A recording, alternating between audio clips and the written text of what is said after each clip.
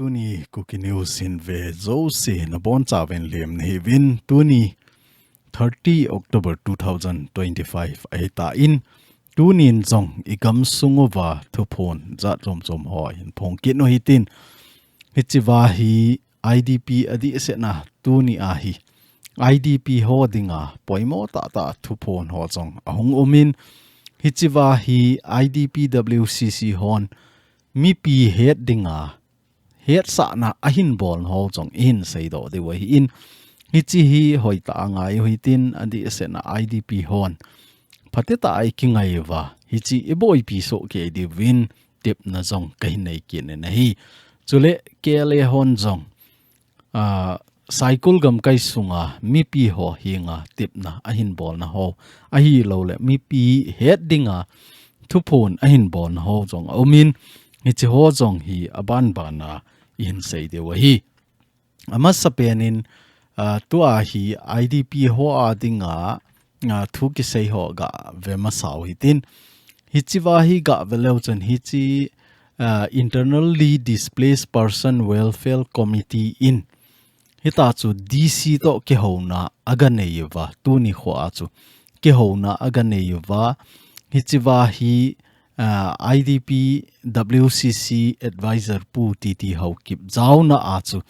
DC to kimu a hita chu DC hi nga hi thudo na za chom ho ana nei na ho a hi in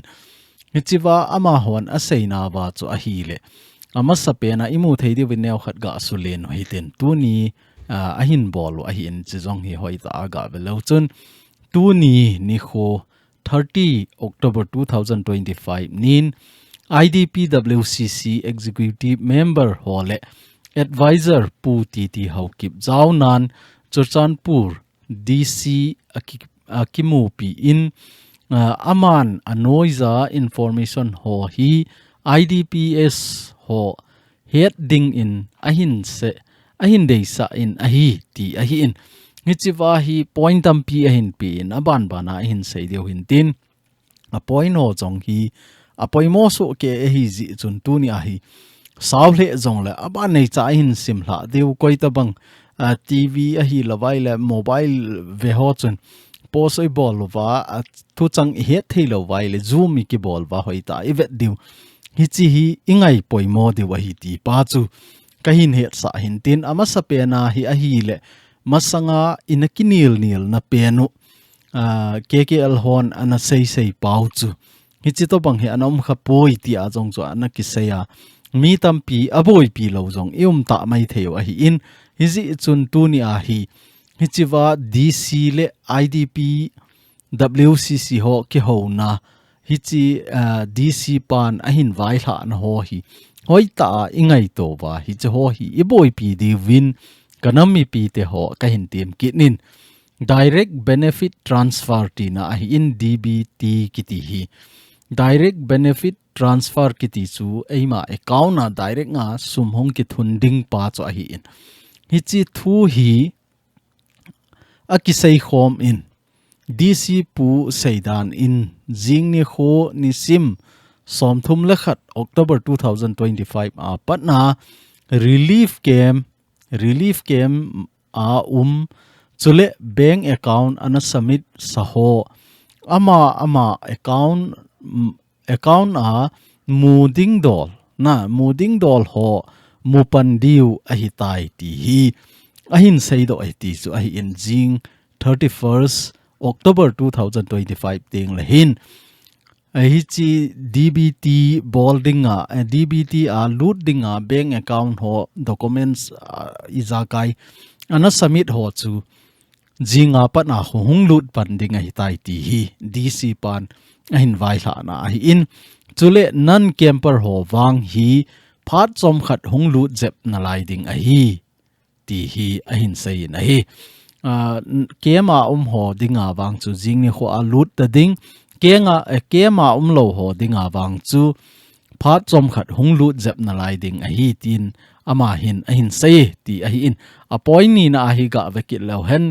interim relief fund RS lakhat na 1 lakh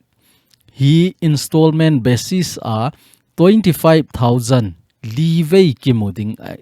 kimuding tin zong a seibe in a hi lakhat muding a hi in a hin la hi chi lakhat chu lakhat na mu jing lo ding in lakhat chu live ai account na 25,000 ti a hi live hi ta chu hongki deposit ding a hi wanga so a total a chu lakhat hi tho ding hi zong le lakhat chu direct nga hong lut lo ding sang som ni la sang a live hong lut ding a hi ti zong hi ani na chu sei kin na hi athum ve na a hi ga a point thum na hi ga vekil lo hen property assessment form hi EIMA umna to kinai pen SDO office a ki submit chi ding a hi tin zong a sei koi to bang hi chi form hi submit lo a kha le khonung le compensation claim a bol ting le thil hung boy thei ding in zong a sei be in a hi ti hi a hin he sa win ali na a chu DC pun a sei be na a tu kum ki chai ting relief camp zo si ki kha ding a hi ta ze in rason zong hung taloding a hin koi tabang DBT a dinga document submit lo a kha a hi le ama wang sit hi ding a hi ati e ti chu a point li na a hin sei ki no hi in a point nga na a hi ga vekit lo hen hil chit na anei be na a chun Churchanpur district sunga IDPS hungzam lut zo se hi district administration mopo na hi thailo a hi ji ti hi asein azi chu muding dol thil keu hi henlang paisa hi zong le ama chen na district DCS SDO in api ding zo a hi ama bo DC Churchanpur in district sunga hungjam lut ho chu muding dol panpina ho amu theina dinga ki thopina facilitate bo ki bol pi theiding a hi ji ti hi ngain sein hi chi EIMA I chen na district sunga SDO office a ikibol deu hi chi hi direct nga DC in api theilo hi a hin la DC in akitho pi the ti pa wang chu nga sei a hi in agup na a hi a chaina zong a hi ta in Churchanpur district a relief camp a mi him sang som le sang a tabang ho dinga hi relief thil hung a hin relief camp a lo ho non camper a cover zolo a hi ji hiti a hi ji a chu kema lo ho ima ki pe zolo ding ki pe zolo a hi hi thu a hin governor kom a lekha se a sei thei hiding in zong thumop a hin nei jin a hi ti chu tu chunga DC pa le IDPS WCC ho ke ho na a IDP WCC hon hita chu mi pi het dinga phon do na a hin nei a hi in koi to bang a het thim lo I mo wa hi le hi chilanga mopo IDPS IDP WCC ho lamkai ho hi nga jong hi ikido the wa hi in a khuti la wa hi le EIMA gam kaya anai pen DC hi hen SDO hi zong le hi chi ho a hi ikido the wa hi ti pa chu iga sei be ki no hin tin chule ama hon a hin sei be na wa chu hiti a hi ji chun Churchanpur district a hung zam lut IDPS ho zo hon mu thei ho IDPS hon mu thei ho I mu thei na di wa lekha ho ikisu tup over EIMA kinai pi SDO office a agang thei pen a I submit chi di win IDP WCC in avel in het sa na le tip na ahung kinai jin a hi hichi amudiu hichi imudiu ho hi Churchanpur district DC in api ding Halloween EIMA chen na DC SDO in ahin pi ding Churchanpur DC in ahin hop ding zo hi ahi ze tin zong hil chetna ahin bol be win hi chi chan chu tunia IDP WCC hon mi pi ho heading le mi pi hon document so agang theilam pe na iki submit nova I in ki su si ham I property izat ki su si ham ahi lawa hi le kei galjam ka hi in hi chi ahi ti ho chu detail ta document hoita I submit di wa jong hi avela tepna ahin nei na ho in pondo theu hi chi chan chu hin tin abana hi state level good committee ho akona het sa na hungki bol ahi in hi chi sa pawa as seyo ahi in e ho sunga hi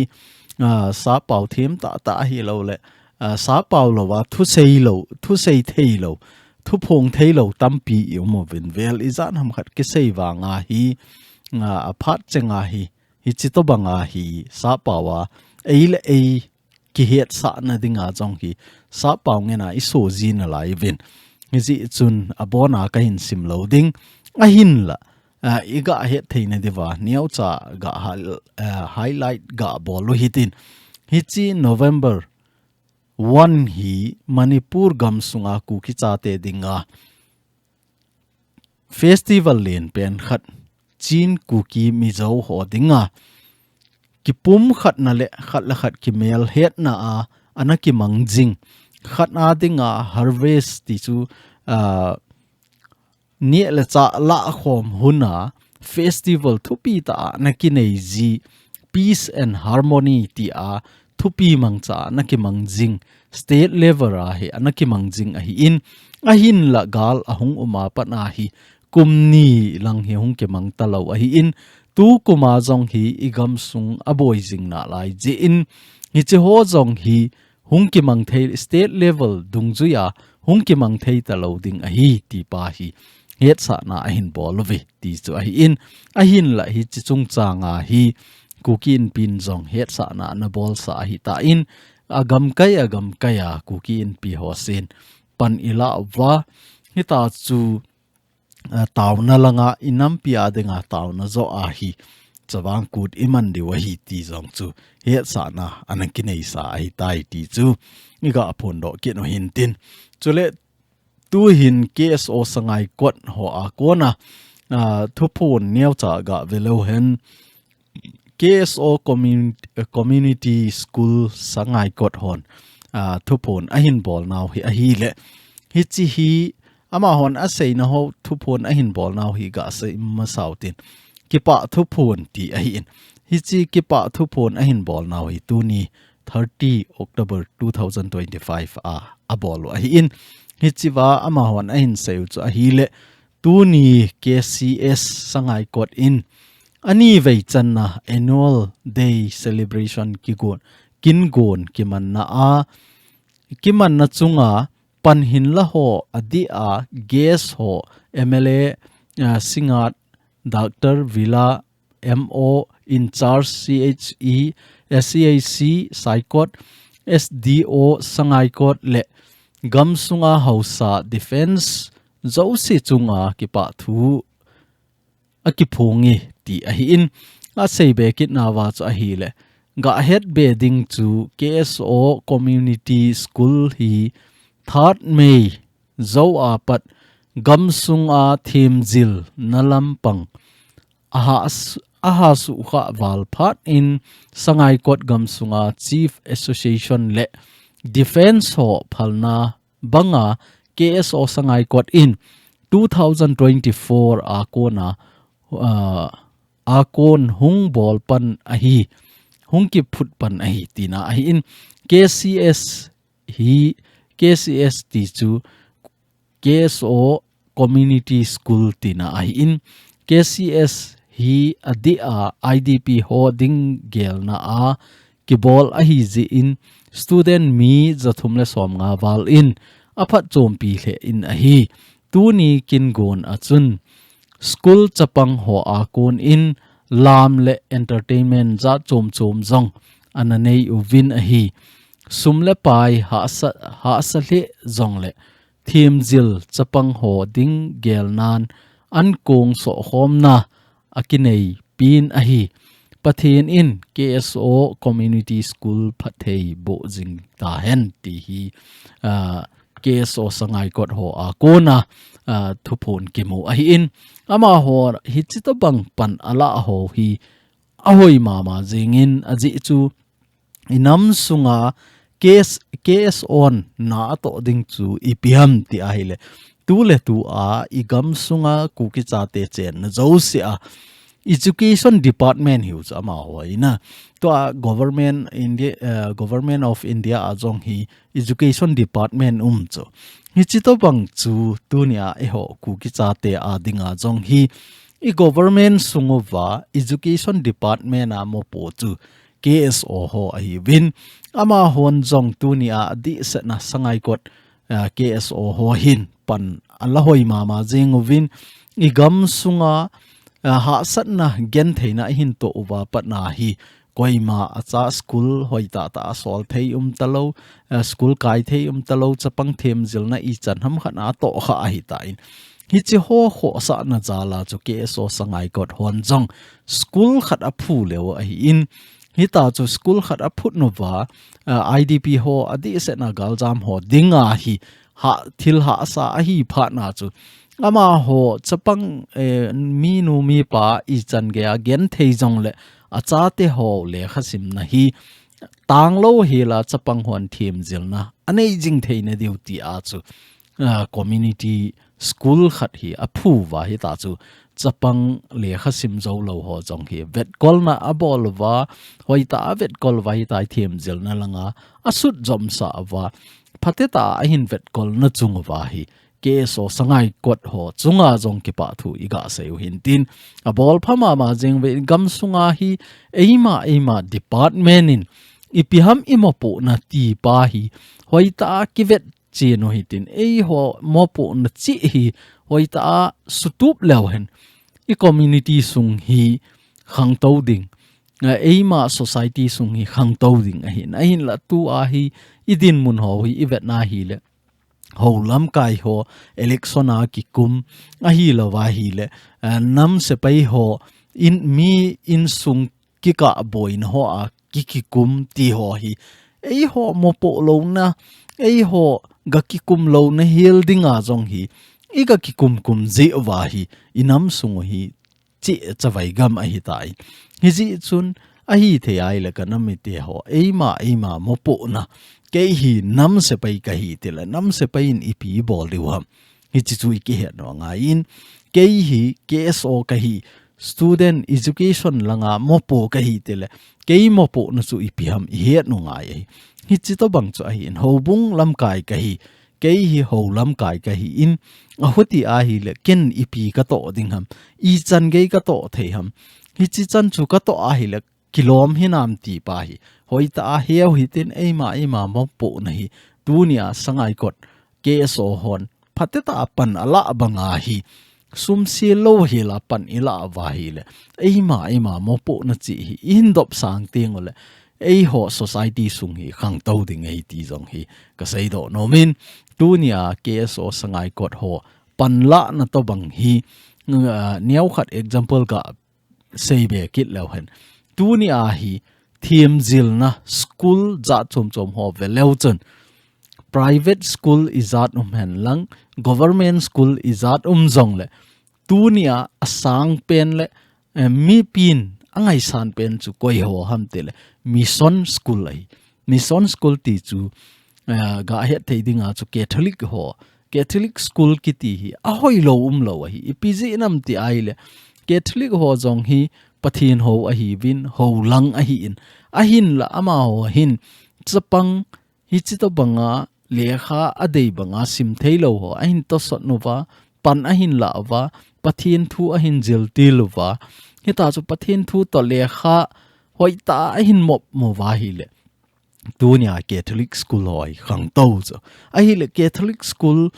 ipi bola muntina catholic ho in na zo si a hi school zong tha ham ti ai le school a ko nai sum tam pi lut ama won hi chi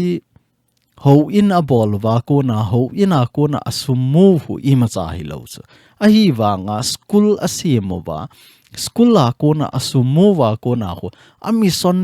missionary ho izanam khara chop theu chu hi je a hu hoi ta ma ho hun school hi angai na no hi chu team zil na lang pang mi dinga jong phachom ama ho dinga jong phachom hi tu ni a jong ke so hon hoi ta e ho society sunga hi school ho hoi tan hin vet kol wa tu ni asangai kor hon pan ala banga hi abula cho hinge capital tampi ki seng nan te hi jong le hoi ta pan ila wa hi chi to banga hi na hin to jing wa hi le ma kho teng le KSO in nasata thiam zel na langa hi pa cha na lien tan hi chi sanga lien zo na hin to be na lai de wai ti jong chu iga sei theu hin tin aban kit na hi kelo hon thu so a hin bol now het sa na a hin bol now ga ve kit lo hen ama hon a hin seu hi a hi le ama san ka ngai lut now salam ka hin pi we ka hin het sa no mu chu a hi le tukum 2025-26 sunga jong cycle gam kai sunga chang le mim koiman gampa ma apu do thelo ding a hi zo jong zo thelo ding a hi ti hi a hi in gal le tol lai a hi ji in ne le cha boilo hil a gam sung mi te lungmonga I na thei diwa thupi hin kinei a hi chi thupi zuilo a uma boina ato le koiman no mo isa lo deu ai isa lo ding ai ti hi kele kelo ho a kona het sa na hungkine ai in hi chi cobra KUKI a kona thupon hungki bol ai in hi chi tunia inam se pai ho vin jong a hin thupon ho hi adi ai in tunia hi e ho hin sumla pai ngai chat na zala I gam sunga product za chom chom ho hi ei hon ini ta asangwa a hi lo I society min ani asanga chu EIMA in sung kewa sumu na ding a hi po le ti a hi anchang zo loi sum anchang zo loi a hi lo le ni le cha tampi zo do a gampa ma kona zo do jing hi kitam hi ta chu I ja chu I gam sunga ni le cha hung hlom ting le I gam sunga hi ha san na I chanham khat ki to ji hi in hi ja chu hi chi tunia inam se pai hon gam kai hi chi cycle gam kai sunga mi pi hon a hi the ai le I gam sungo wa ni le cha hung pot do ho hi gampa ma I tha do lo di wa hi gampa ma tha do sanga chu gampa ma ko na loi lut na ding zo hi ingai to wa gale tol nei I HIUVIN I gam sunga hi ni le cha ning chatna koi thei ne dinga hi to gon inei di wa hi ti pa chu alung tu mo hi in ning kum la ya jong chu he de wa hi lampi ahung ki kha a cycle langa ko na sop lai ahung thei lawa anchang ahung lut thei lawa le I chanam khana I gen the wa hi tu ni a jong hi cycle keu katipo in KUKI nam mi te I chen zo sewa ni le cha ning chana I koiwa gal nei te HIUVIN I lampiu iti a ki kha ding ham iti le ki hong ding ham ti ki sei thei lo a hi ji chun ki ging sa de ma yum deu hi avela nam se pai ho thalenga jong hi avela ken jong ka hin tep ki din tin abana hi ga velo hen zaleng rong United Front hon press release a hin bol naw ga velo hen ama hon press release a hin bol na wa hi le a gate ve chan na central government to ki ho na akinein hi chiwa jong hi political framework hoita kisim do aita in next talk hi focus hoita ki bolding hi chiwa hi achi ha ding dan hi cho chu center a ko na thu do na thu kidong ding a hi ta in hi chi dung zuya chu ki che pi ding a hi tai tu chunga hi point izat ham khat he akiji la in central government hi nga he aki summit ta in hi chi chu central government in inventin hi chi a hin vet zo ting ola ama hon apom dung zui wa chu a point ho chu phate ta ki chi pi ding a hi tai tu a hi next talk hi phate ta GP dinga hi ZUF in zong nasata a to gon kine hi achi la theine dinga to gon kine hi ti a zong hi hiat sa na a hin phong vi ti chu hichiwa hi imu diwa hi in hi chu neu cha iga sei theu hin tin chule tu hin Naga Army ho chung chang neu cha ga sei be kit leo hen hichiwa zong hi imu diwa hi in hon rei sang kiti hi tu a hi Naga Army adinga hi asang pen army commander in chief adinga hi appoint abolovi ti zong hi mo ahin honrei sang sadang kiti hi ama hi long vibu kiti chu long vibu chu commander in chief ti na ahi in hichi new se ga belo chun ukhur time ko na hin la wa hi in ama hon ahin phon na wa cha hi le yaroi wu kiti pa hi tu le tu ahi Naga government ama ho ki seidan dungzwe ai ga sei leo hen GPRN kiti su government of the people republic of Nagalim tina hi in tu le tu a hichi Naga government sunga commander in chief dinga hi Q tokchu kiti pa hin announce anabol na acha hi le promotion anabol lovin hichi major general akona major general honrei sang kiti pa hi major general akona hi lieutenant general zo ahi promotion akipi in hichiwa promotion akipi dungzoya chu ama hi appoint tisu new appoint kibola hichiwa hi longvibu kiti commander in chief Naga Army ahi ngap det ahi tai ti hi phondo na ahin bol kit vi ti zong chu mu ahi in aban le ama hon asei be na wa chu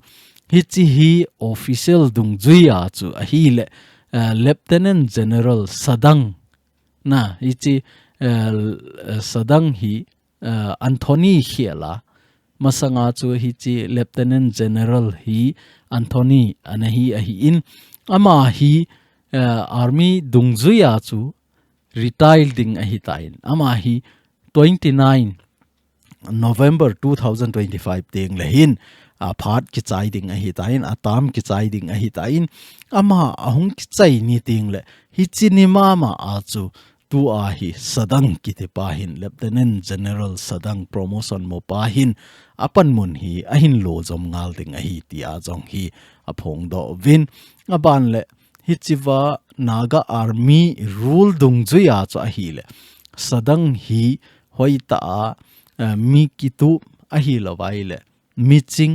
hita chu mikita ahi ja chu Naga hon Naga nation in ama hi thlen tuma kinei hi ti jong hi asai ki novin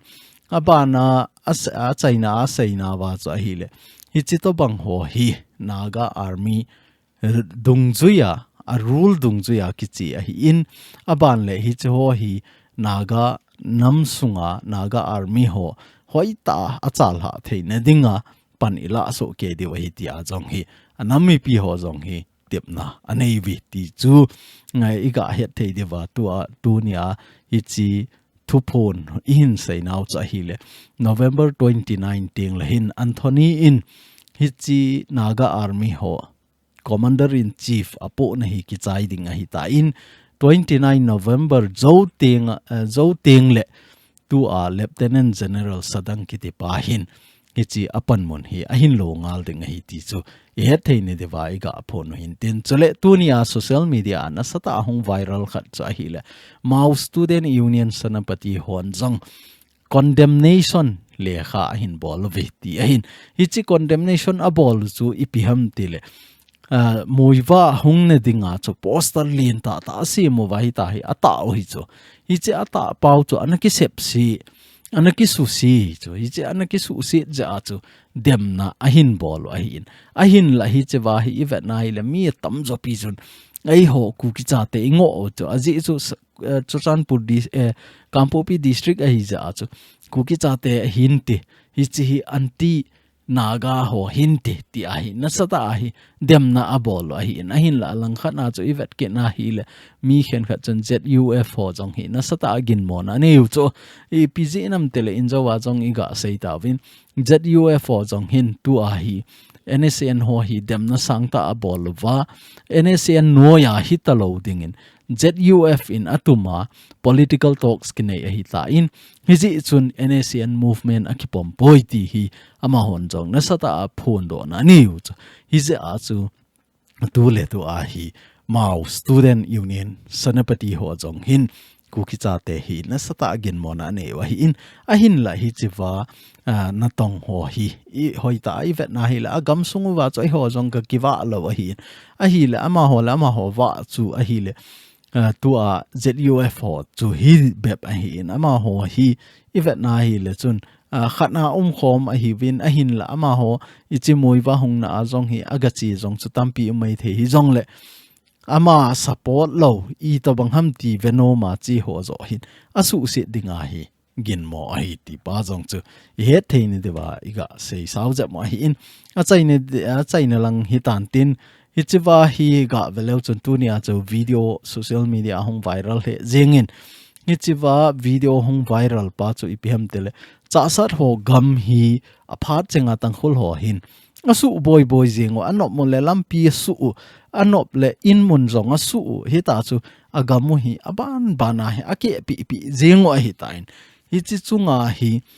cha sat gam sunga cheng KUKI chapa KUKI chanu hon jong na sata no mo sata win tu ni chan ge ya kanam mi pi nei ki tho pi nom po we ti hi ama ho kel hase na len pen khat jong a hi in chule hi chiwa ND hauneu ki ti pa hin ama hi cha sa lang ho hi ding ham wang ka he po in a hin la ka video comment khat a hin bola hi chi comment a hin bol na a chu a sei chu a hi le sarpa na pon tho mong e hung pon tho jing in chule kamjong cha sa hlang lang kadin mun diu kapan la ding dan u jong khat vei be hin sei o nagel theile ti a hin hi chiwa hi kamjong langa cha sat kamjong district sunga cha sat ho pan mun ding dan hi niaw cha nin sei pi in ti a jong hi tep na a hin nei a hin hi chu i vet na hi le tu thil so ho keu a hi ta point masang la ya patna e ho MITE ho to ikiboi masang wa patna cha sat gam sung hi tangkhul hon avet lel ma jing wa hi in a khoniaw jong a hi point kholin tho a hi in KUKI CHATE khodinga chu nga khopi kilomta khat jong a hi in aban le se pai ho jong to a hin a hin la hi chi se pai ho to na sa a jong hi tangkhul hon hi chi chan ge a na to wa se pai hon I ma cha bo lo ba wang hi po na khat jong ma hi na hin la tu ni a inam sunga nam lam kai za chom ho jong hi tai to khom jeng wa hi lo vai le ki ho na jeng a hi wanga tu ni chan ge a cha sat lang mong agenda I po do lo pau hi imi isa ingai sa lo dan hi akilang ti kiti jong le ki sei hi lo mai the hi in a hin la hi chiwa hi cha sat langa kanam mi pi te ho het diu khat chu a hi le tu ni a hi MITE ho to gal in nei tawin gal in nei kalo hi kumni hung wal jin jen a hi tain hi chi kum izan ham khat hung chal hata boina inei na wa hi KUKI CHATE KVV ki sem ahin KUKI village volunteer ti a hi kimin vo a isemo ahin a hi le hi chiwa KVV a jaw ho I ga velo chun MITE to boundary MITE to ki gam git na ho bo wa hi mi pi ho hin pan ala in a hi le tu ni a kamjong district lang hi han ukhur district lang hi han hi chilang hon tu ni a ipi bola gam inamin gen thei ha sa na ito wa ki ven bit na dinga KVV ki phu hi nang ho na zui lo ham a hi le nang ho gam cho aboi poi nang ho na lang cho aboi poi na ti ham hi chi igel phanunga hi je a chu tu ni a hi e ho hi keima operation area ti pa ini ji wa hi igamu hi khang to lo wa hi in a hi the ai le cha sa langa kanami te ho ne ke got diu khat chu a hi le igam inam boy lai ta hi in nang hon zong a hi the ai le ke ho gam kai lang a boy poi ti lovin KVV ki semovin KVV ki semovin lang na gam hu thei na ding le na igam inam hu do thei na ding a cho e hon zong pan ilawa ngai ti a hi cha sat keu a hi po in cha sat le kim vela cheng ho zo sin hoi ta ki ho to vin lang pasal zo sin training bol vin lang training na ngai chat no wa apiding na mu lo wa hi le KUKI in pi le kha pi vin lang KUKI in pin hin ki tho pin tin hi chilang zong chu phateta ai ki ven no ngai a hin la KVV ki phu ta je wa chu tang hul ho chu do pa yu hi ti na hi po in tang hul hon ATM khana pan a hin la wa hi le if ki ven do theine di wa chu nang hon jo KVV ne ki se mo ngai ka ti no min hi mei te to boundary a na sen lo je wa a hi lo le mei te in a hin to kha lo je a chu nang hon hi chilanga inam gen thei ha satna a pan la ho banga pan na la lo wa hi le tunia nang chunga jong hlung thei tunia hi ke ho si again thei ke hi ven na ti lo de wa hi nang ho sang again thei mi izan ham khat mai tai ni ji chu nang ho chunga jong a hung hlun ma sanga a hi thei ai le ho izat na umuvam hi che ho si chu ki ho to ovil lang KVV ki phu ven lang KUKI in pi he nga le kha se mo vin lang a hi lo le ko tu he nga le kha se mo vin lang ko tu pan la na za la chu training la vin lang kang po pia na la theu ham chu chan pula na la theu ham a hi lo le more langa na la theu ham ting no pal langa na la theu ham la vin lang na la zo ting le na gamo wa ki nung le ki no vin lang I gamu chu hoi ta I ven lo di wa hi tu ni a kanam mi te hon ni ki tho pi nom po vi ti vin lang peng jong leo chun hi chi I na chi wa ki boy hi tai koima amo uma a hi lo le hi chi cha sa lang boy pi ding mo hung ding jong ki zo lo hi tai ni tiam khana a boy a hi le chun hi nge lam kai hon na ki tho pi ding a lam kai ding nehin sol pe na vin te a hin la tu ni anang hon I ma cha tong lo hela mundanga ko na ki tho pi na bo nanga wa hi le hung hi thei lo ding ai thil iza kai hi tu ni a jong hi inam pi chung changa jong avela ka se hi ta in tu ni a hi KUKI cha ten ima sangova separate administration hi ko nga hung ki thu a ima sanga hung ki lui ding a hi poi hi chi chul ha ngai a hi ti a jong hi ka sei jing a hi ni chi to bang ma chu cha sat area a hon jong a hi the ai le mei te to gamgi ka hi po win ke holang a boy poi ti a nom ta nom de wa hi ta poi tu ni anang hon jong KVV ni ki se mo wa I gam inam boy na chu hoi lai hi jong le nang ho jong na boy wa hi is a chu a hi the ai le KVV ki se mo win lang I gamu chu I hu de wa hi itiam khanan hung hu le lo vai le hi nge hi chilanga kampu pilang hi hen lam kalang hi hen teng no palang hi hen ki hung ding ai nang ho lang sanga jong chu hi chi silchar ka ti in Jeroboam lang hi mi hlom zo hi a hin la tu ni a jong hi Jeroboam lang ho jong na sata ki got na neva agam sung igam sung hoi ta aven bit zo ai a khuti a hil nang ho jong a hlom nei po ve mun tina ho mol vai luk lang chan ge a chu pan na la the wa hi ama hon jong pan a hin la vai ta chu ukur district sunga cheng hi hen a hi lo la kamjong district sunga cheng ho zo si chu khana khom vin lang KVV sem leo chu hi chi chu tunia igam sung inam sung dam theina pe na hi ti chu neu cha hi chwa ke advice ke lunggel dan neu cha ka hin se hin tin tunia hi KUKI cha te mai sanding a hi ta po in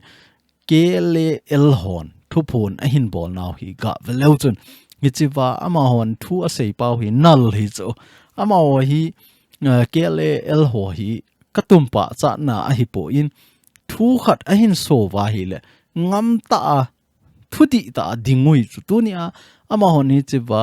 press release a hin bol na wa jong hi ga veleu chu no more excuse ti hi chu no more excuse talo ding ai ti chu anoi langa ama ho themes mong jong hi iga ve nai le give me your blood na thisan ni pin ken freedom na pinge Subhash Chandra Bose in thu ana sei chu tu ni chan ge hi chi kele el hon chi piu zo hi chi hoya hoi zo chule tu ni ama hon hi chi wa se hui sa pa wa se wa in sa pa wa se naw hi epgm tele za dang nam dang ho het dinga chu thu phun a bol a hi ja chu tu ni a hi ama hon jong sa pa wa za wa in ni danga chu ei pa wa jong a so ji na wa a hin la za dang nam dang ho het ding hi ting le ei pa wa het lo ji wa chu sa pa wa a ji ji wa hi in ama hon a se u cha hi le ke ho innocent ti chu I macha suselo civil mi izan ham khat NSNIM in 9293 in thapi a hi in tunia ke hon nang ho kawa choi ne dewa poi ti jong a seu hi hi chawai ngam pi la hi ta ai seu hi thil pha hi ka ti no me nei ni je a chu tunia hi kele el ho banga hi pan ila de hi ipu ipa gam hoita na venga naga te to iki boy na chungova hi chi tangkhul hon ehin ki cha do na pau jong hi kele el ho hi ki ti jong le ki sei hi lo ding e aji chu kele langa pulet khulun an dam la ya chu tangkhul ho hi igam sungu wa hong ding wa hi jong le report a hong ki bol ji we a hin la tu ni a hi tangkhul hon inoi si dan dan hi pulet khulun a be a ko na hi ei noi si dan hi ki dang ai tai a hin la tu ni a hi to banga thu so I bol pau jong hi a hoi mama in hi social media za chom choma jong che in mung so ke de wa hi in phate ta detail ta I se I sim nom wa jong le ni chi wa chu in a kivet no wa in a sim la the wa ya khoti la wa le na number nin pileu chun ni chi wa chu ken kain tho the ai ti jong chu a chaina ka ga sei the hin tin kanam mi te ho tu ni a hi excuse I bol phat no hi ta boy no more excuse ti a hi ipan no wa hoi ta ei I hat po po wa hi le izakai alampi umai ahin la imai sanova mi khutna ikinga mova mi khutna gul imat go lai sewa chu koima za ichan lo diu koima Vietnam ichan lo diu koima iti se da min eiza lo ding ai ti ka sei do no me nei ahin la tu ni a hi EIMA I community sung EIMA nation sung hoi ta ikisu hat po po wa hi le izakai ilampiu chu hunglen ding ai ti hi a chaina I lung thimowa koi che deven a chaina I ga sei the win tin tuni KUKI news in ve a hin ngai hlo zo si na chung che win ka ki pai na bon cha win pathin in phathei na bo jing taw han